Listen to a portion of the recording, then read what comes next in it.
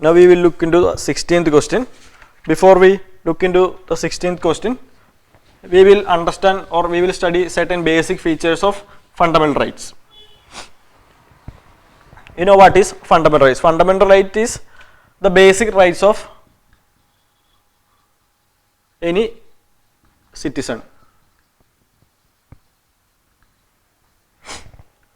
Three features of fundamental rights are, these are justiciable. It means that if the state violates any of the fundamental rights, the citizen can go either to the Supreme Court or to the High Court for the enforcement of their fundamental rights. That is the meaning. The second one is not absolute. It means that even though fundamental rights are justiciable, we cannot say fundamental rights are absolute. It means that we cannot use our fundamental rights in whatever manner we wish to. For example, Article 19 talks about right to freedom of speech and expression, but we cannot use our right to freedom of speech and expression in a way that will affect the unity and integrity of the nation. So there are certain reasonable restrictions upon the citizen also in enjoying the fundamental rights. So the fundamental rights are not absolute. And fundamental rights can be divided into two. The first one is those fundamental rights which need a separate legislation for the enforcement of fundamental rights, and the second type of fundamental rights are those fundamental rights which do not need any separate legislation for the enforcement of the fundamental right. And in case of Article 17 or Article 21A, Article 17 talks about abolition of untouchability. Similarly, Article 21A talks about right to education. These articles needed, or these fundamental rights needed, separate laws formed by the Parliament to properly implement the provisions provided under this Article 17 and Article 21A. So these are three features of fundamental rights, and with this basic knowledge we will try to answer the 16th question. With reference to the fundamental rights, consider the following statement. This is a three statement question. You can use the elimination method. Fundamental rights are justiciable in nature. The statement is correct statement only. And with that we can eliminate option C. The second statement is fundamental rights are enjoyed by the individuals. Fundamental rights enjoyed by individuals are absolute right. They are not absolute. So that statement is a wrong statement. So we can eliminate option B and D. So we get the correct option as A, and we will read the third statement also. All fundamental rights need legislation to make them enforceable. Not all laws are needed, but only certain laws.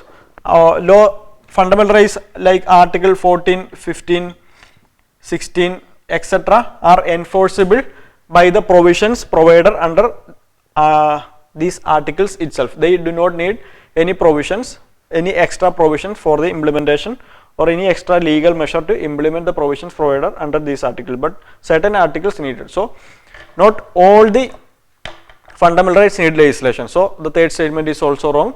Only the first statement is a correct statement. So option A is the correct choice. Now we will look into other one feature of fundamental rights. Fundamental rights can be divided into two. Fundamental rights which are available only to citizen and available to both citizen and aliens also. Now only to citizens. There are articles like 15, 16, 19, 29 and 13. So these five fundamental rights are available to only Indian citizen, but rest of the fundamental rights are from articles 14 to 32 are available to both the citizen and non-citizen also. Now we will try to solve the 17th question. That is, consider the following: freedom of speech and expression, right to equal access to public employment, protection against untouchability. Which of the above fundamental rights are available to aliens? There you have to keep one thing in mind. Those people who are not the citizen of India are known as aliens. So aliens means foreigners only. So what they ask in this question is that we need to identify which among the three fundamental rights are available to foreigners also. The first fundamental right, freedom of speech and expression, that comes under Article 19. So Article 19 is specifically only for Indian citizens. So the first, freedom of speech and expression, is not available to aliens. So by that knowledge itself, we get the answer. A, B and D are eliminated. Only option C is left, and we will look to the second statement, right to equal access to public employment. That is coming under Article 16 also. So that is also not available to aliens or foreigners. And the third statement, protection against untouchability, that is coming under Article 17. That is not mentioned in any of these 7 articles. So that is available to foreigners also. So option C is the correct answer. Now we will look into the 9th schedule of Indian Constitution. 9th schedule was added to the Indian Constitution by the first Constitutional Amendment Act, and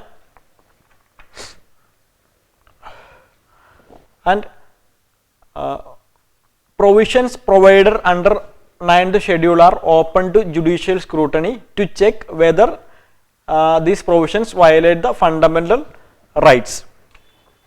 There you have to keep one thing in mind, it is open to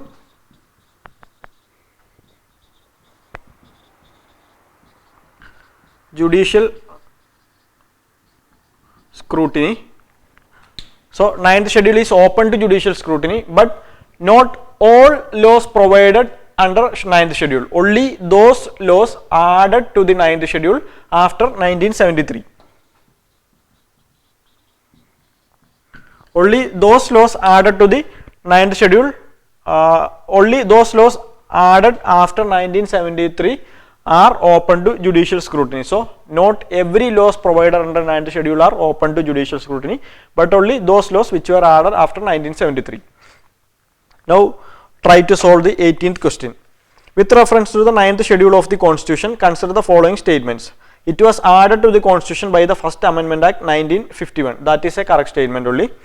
And all the provisions in the 9th schedule are open to judicial scrutiny on the ground of violation of fundamental rights. We discussed not all the laws, but only those laws which were added after 1973. So because of the statement, because of the word all, that statement is a wrong statement, and correct answer is A, one only.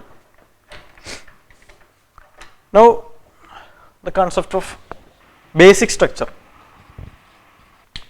Basic structure means those special features of Indian Constitution that shall not be violated, or that shall not be violated by the legislature when they form new laws.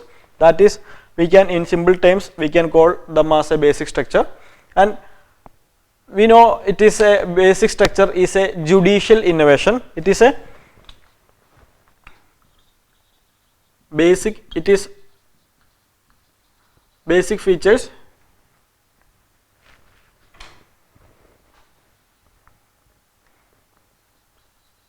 and it is a judicial innovation to check legislative overreach. That is the main purpose of basic structure.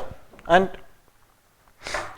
other one thing that you have to keep it, when we say it is a judicial innovation to check the legislative overreach, it means that Parliament can amend any part of the Constitution without violating the basic structure of the Constitution. It means that Parliament can amend any part of the Constitution, but Parliament cannot make any amendment to the Constitution which nullifies the basic structures of the Indian Constitution.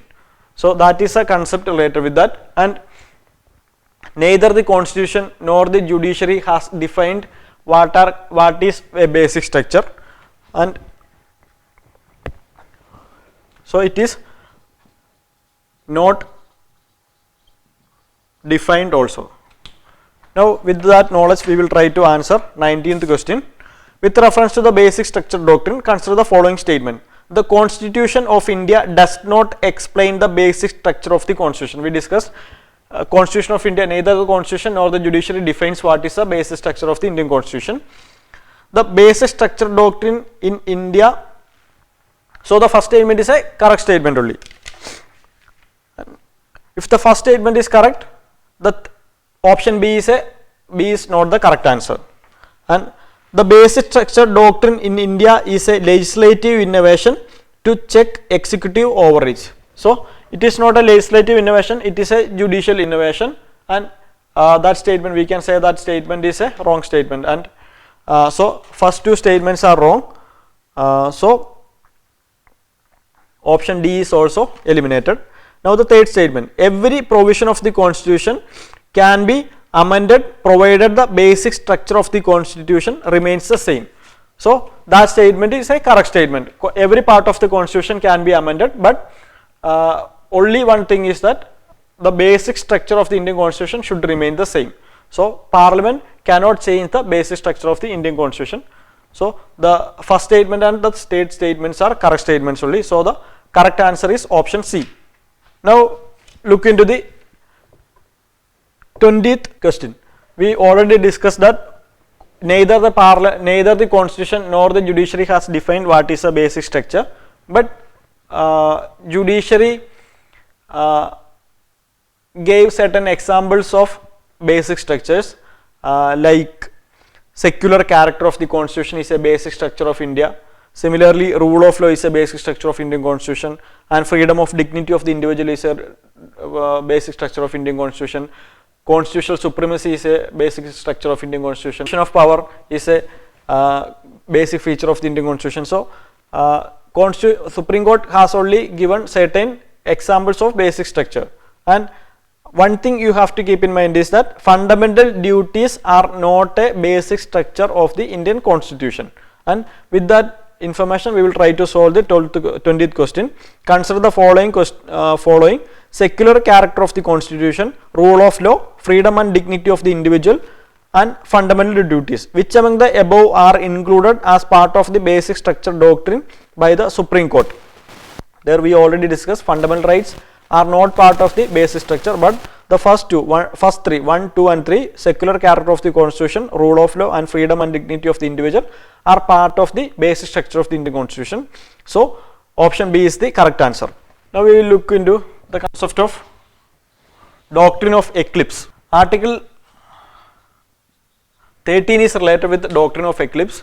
It says that any law to the extent of its violation of any fundamental rights can be null and void. To the extent of its contradiction with fundamental rights, any law can be null and void. It means that the implementation of certain laws are restricted by the fundamental rights or are overshadowed by the power of the fundamental rights. It only means that they are overshadowed by fundamental rights and they are not dead. In case of application of doctrine of eclipse, those laws which are against the provisions of fundamental rights are not dead, rather they are just only overshadowed. If the restrictions by the fundamental rights are taken away, automatically those laws will come into force. So they are not dead, but they are only overshadowed. So, and one thing you have to keep in mind is that this doctrine of eclipse, judiciary can check the concept of doctrine of eclipse or apply doctrine of eclipse to both state law and central law. It means to both state list and union list. And now we will try to solve the 21st question. With reference to the doctrine of eclipse, consider the following statement. Any law coming under this doctrine is completely invalid.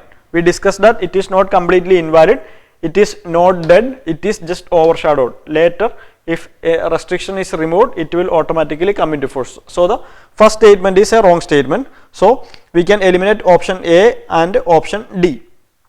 The second statement is that such laws remain dormant and eclipsed to the extent it comes under the shadow of fundamental rights. That is a correct statement only. And the third statement is doctrine of eclipse cannot be extended to the laws in the state list. That means that is a wrong statement only. Doctrine of eclipse can be extended to both the state laws and the central law, state list and union laws, union list. So the third statement is a wrong statement. So the correct answer for the 21st question is C, only 2 only. And now we will look into the concept of judicial review. Judicial review is the power of the higher judiciary, that Supreme Court and High Court, to check the constitutionality of any law passed by the Parliament.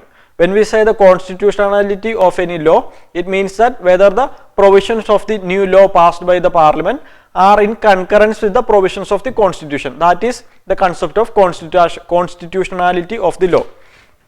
Both Supreme Court and High Court has the power of judicial review in both, in any of the list, that means union list, state list or concurrent list. Both the Supreme Court and High Court have the powers on both this union list, any of the list, any list provided under the Indian Constitution, and judicial review is part of basic structure of the Indian Constitution. So with the knowledge we will try to answer the 22nd question, and it says that with regard, consider the following statement: with regard to the laws in the union list, only Supreme Court has the power of judicial review.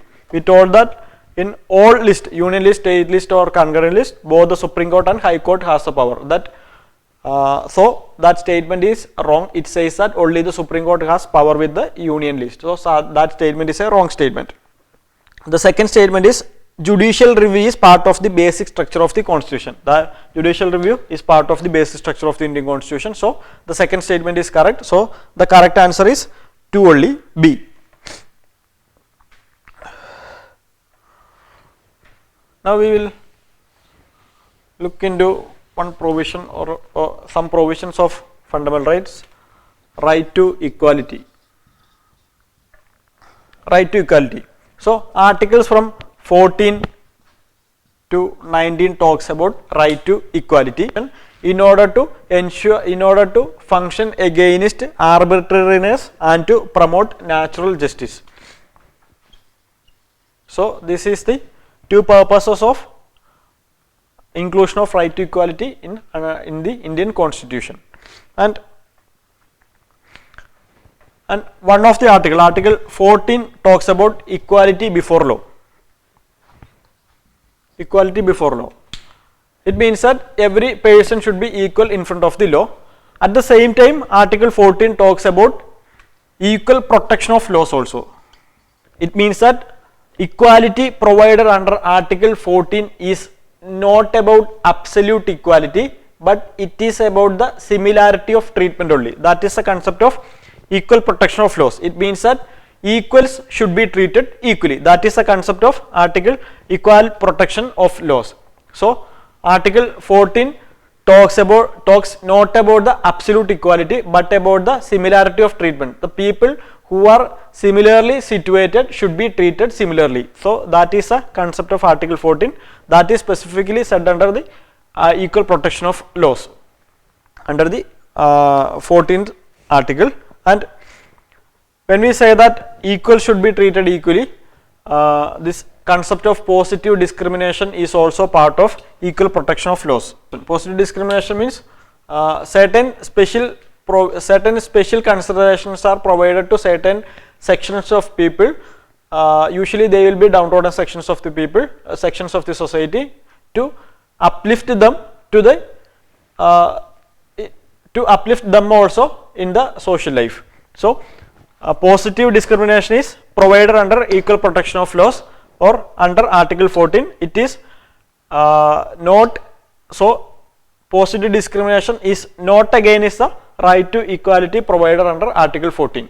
Right? And with that knowledge, we will try to answer 23rd question. And with reference to right to equality, consider the following statement. The concept of equality provides for protection against arbitrariness and promotes natural justice. So, that is two important functions of right to equality. So, the first statement is a correct statement only.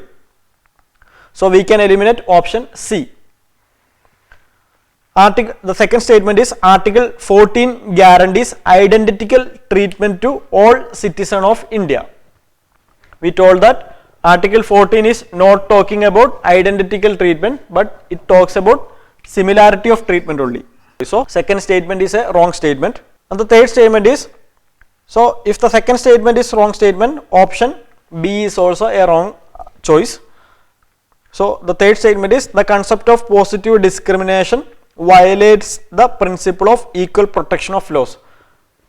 We told that concept of positive discrimination is not against the concept of equal protection of laws, but it is part of the concept of positive discrimination is part of the concept equal protection of laws, and it is not violation of equal protection of laws. So, the third statement is also a wrong statement. So, one only is the correct answer. A is the correct answer.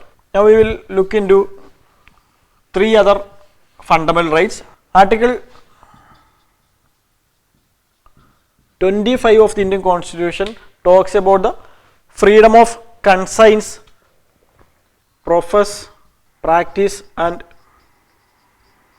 propagate the religion of every individual. So, every individual has a freedom of conscience, profess, practice and propagate the religion they believe or he or she believes. And even though the Constitution provides such a fundamental right, we already told that no fundamental rights are absolute. There are certain restrictions upon that also. And under Article 25, a person can enjoy the freedom of conscience, profess, practice and propagate to the condition of public order, morality and health. It means that one person shall not practice his freedom of conscience, profess, practice or profess against health or against morality or against public order. Article 23 of the Indian Constitution talks about prohibition of trafficking human beings, beggar and other types of forced labor. So, Article 23 talks about that. In case of this, beggar means it is a forced employment or a person is forced to work without payment. That is the concept of beggar. That is about Article 23. And Article 24 of the Indian Constitution says that no child below the age of 14 years shall work in factory, mines or any hazardous occupations. So that is about Article 24. Now with this knowledge we will try to answer question number 24. Consider the following statement. The freedom of religion can be restricted on the ground of health. That is a correct statement only. Beggar means compelling a person to work without payment. That is also a correct statement only. And children below the 14 years of age can be engaged in mining. That is a wrong statement according to Article 24 of the Constitution. Which one of the statement given above are not correct? So, the question asks about not correct statement only. So, since only the third statement is a not correct statement, the right answer is option D. That is a correct answer. Now, we will look into three types of writs provided under fundamental rights. The first one is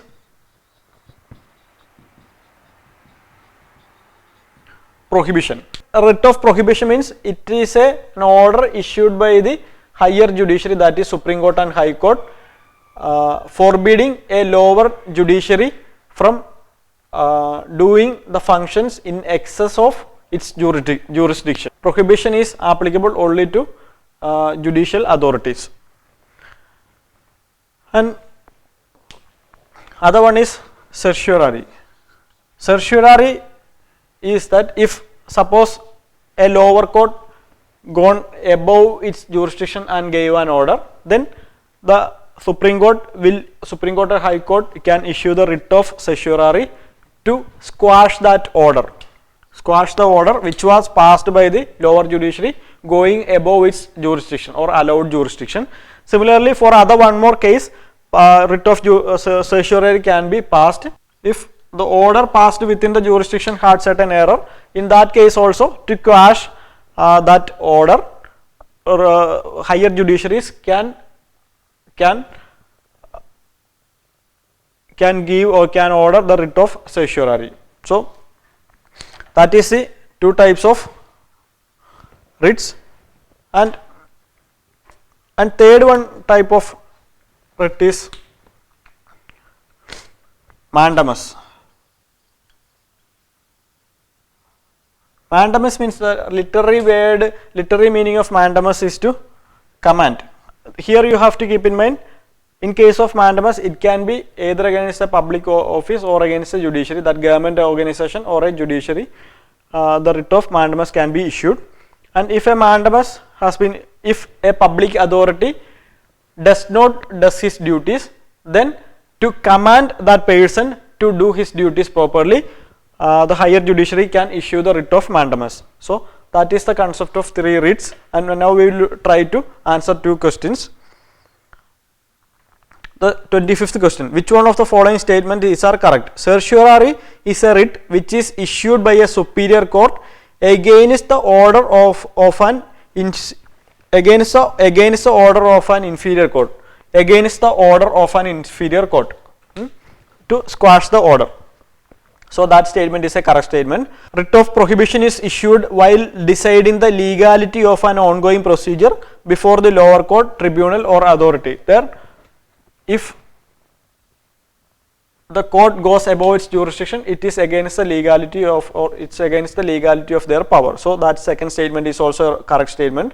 Both writs are supervisory only. So we can say that both the statements or both the writs, prohibition and certiorari, are supervisory only. They supervise the jurisdiction of the lower courts. So both the writs are supervisory in nature, and the writ court can decide the case by considering all the issues raised by the parties. So the third statement is also correct, and the object of both the writs is to secure that the jurisdiction of an inferior court or the tribunal is properly exercised, and that it does not usurp the jurisdiction which it does not possess. So in both the cases, the higher judiciary is concerned about the jurisdiction only. So that fourth statement is also correct. So in 25th question, all the statements are correct. So the correct answer is D. Now go to the 26th question. The Latin word mandamus, which is issued as a writ by the Court of Protection of which is issued as a writ by the Court for Protection of Fundamental Rights in India, means, we know already told that mandamus means to command. So the B is the correct answer. Now we will look into Article 21A of the Indian Constitution. Article 21A of the Indian Constitution. It says that children between the age of 16 to 14 should get elementary education. So Article 21A says that children below the age of 16 to 14 shall get elementary education, and it is their right to free education. It is a free education, right to free education. They have the right to get free education or elementary education between the age of 6 to 14 according to Article 21A. And in order to properly implement the provision under Article 21A, Parliament passed the Right to Education Act 2009, and it came into force in 2010 only. In 10. So we can say the Right to Education Act was passed in 2009, and that was in order to implement the provisions of Article 21A. So we will try to answer the 27th question. Consider the following statements. Article 21A provides that a children that all children in the age group of 16 to 18 years have the right to get free and compulsory education. People between 6 to 14 only.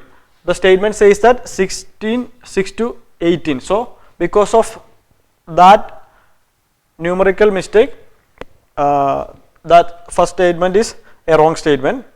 The second statement says that in order to implement Article 21A, Parliament enacted Right of Children to Free and Compulsory Education Act 2009. So that statement is a correct statement. So B is the correct answer there. Now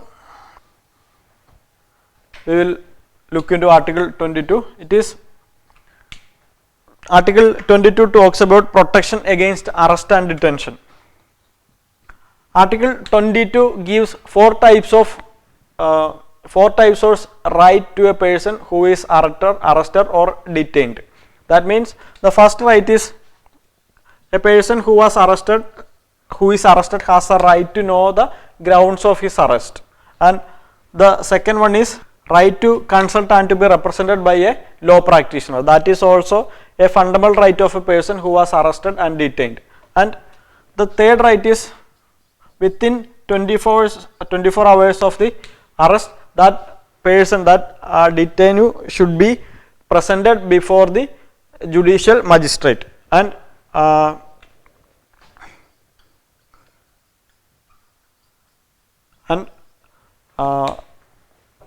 that person cannot be detained if the judicial magistrate provides the authority to the police to detain that person. So these are the four rights to a person who was arrested under Article 22.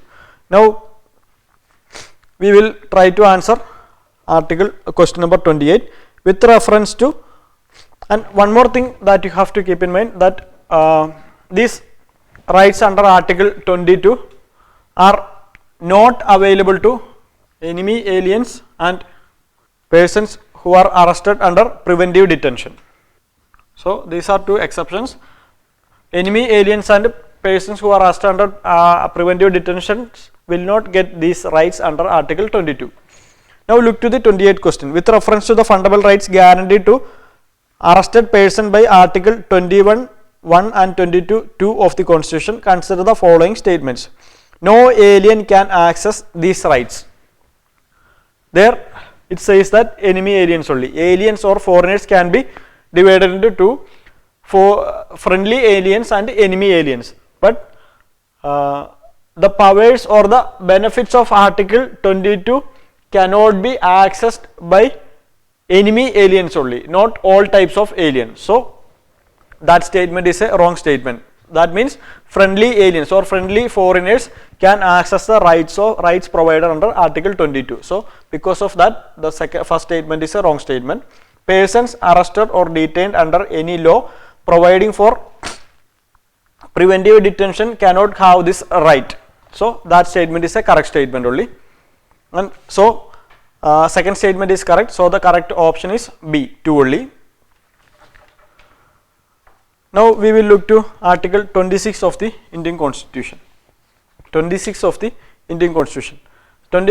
Article 26 talks about the freedom to manage religious affairs.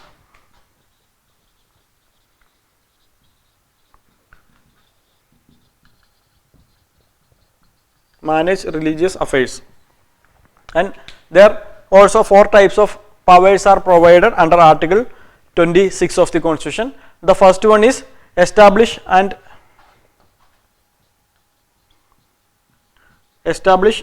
maintain institutions of religious and charitable character, or institutions for religious and charitable purposes. And the second right is manage its affairs on religious matters, and the third right is right to own and acquire property. Property means both movable property and immovable property, and the fourth right is to administer such property administer such property according to the law, in accordance with the law. So religious institution can administer their acquired movable and immovable property in accordance with the law. So that is also a right provided under Article 26 of the Constitution. So now we will look into the 29th question. Which one of the following right is not part of the Article 26? To establish and maintain institutions for religious and charitable purpose, correct statement only. To manage its affairs in religious matters, correct statement only. To own and acquire movable and immovable property, correct statement only. The fourth statement is a wrong statement. To administer such properties in accordance with the religious scriptures. So they have the right to administer such properties not based on religious scriptures but in accordance with the law. So the word religious scriptures make that statement a wrong statement. So option D is the correct answer.